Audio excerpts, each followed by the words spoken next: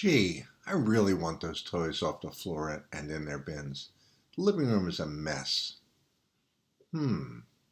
Which of my techniques should I use? I know, maybe I can just let it go. Yeah, I'll let it go. We're all under stress. No, I really want them picked up. Maybe I should just do it myself. The kids got a lot on their plates already, and I've already drawn my sword for PDI several times today. I don't want to waste it on that.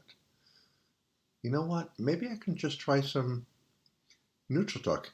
Hey kids, it'd be really great if the toys were in their bins. The house looks so much better when the toys are put away, and it's a lot easier for us to walk around.